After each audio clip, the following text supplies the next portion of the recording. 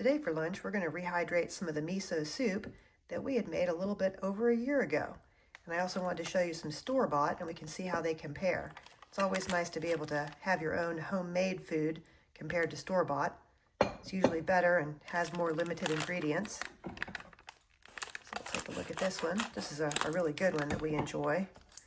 Now being able to freeze dry our own makes it even better.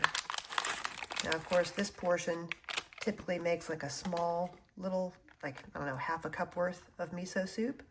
So here's what theirs looks like. There's the little cube.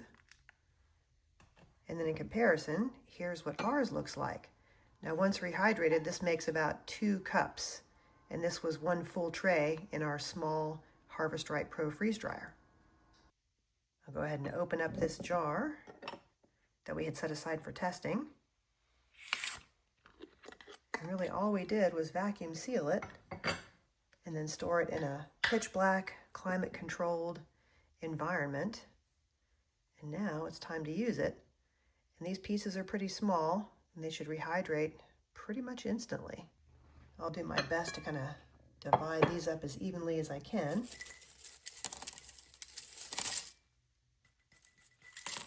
Knowing that when we made this, it was 2 servings worth. And if one has a little bit extra, that's all right. We like to use filtered water to rehydrate our foods. I'm going to go ahead and get that warming up now. We have an electric kettle that we use when we're at home. And I like to do 160 degrees Fahrenheit.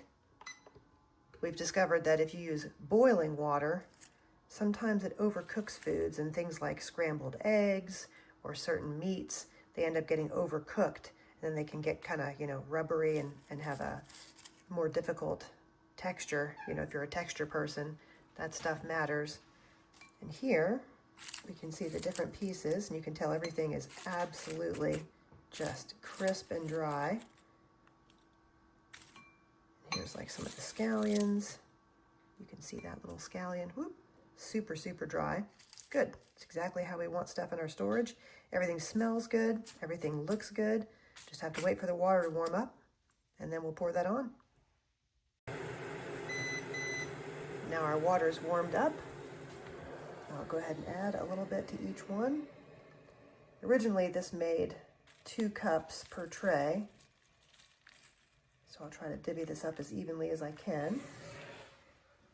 And the good part about soup is that you can always add as much water as you like to get the consistency that you're going for.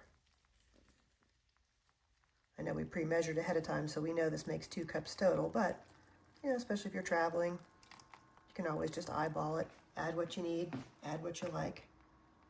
So I'm just going to divvy these up. You can see that the soup is pretty much rehydrating instantly. And a lot of that has to do with the fact that we cut these pieces small, and they are very thin, which allows for a very efficient and fast rehydration later. So keep that in mind when you're chopping things up for things like chili or stew. The size of the pieces factors in. Now I'm just going to cover these, just let them sit for like a minute or so. Soup is very fast, but I want to make sure that those, cubes get fully rehydrated also. All right, it's been a couple of minutes. Go ahead and uncover this, give it a gentle stir. Everything looks soft and rehydrated, and this soup is ready to eat. All right, fantastic. Now I'll just kind of check the other one and give it a gentle stir also. And be sure to check our freeze-dried blog for our recipe. Hope this helps you out. Hope you make some of the soup soon, and enjoy.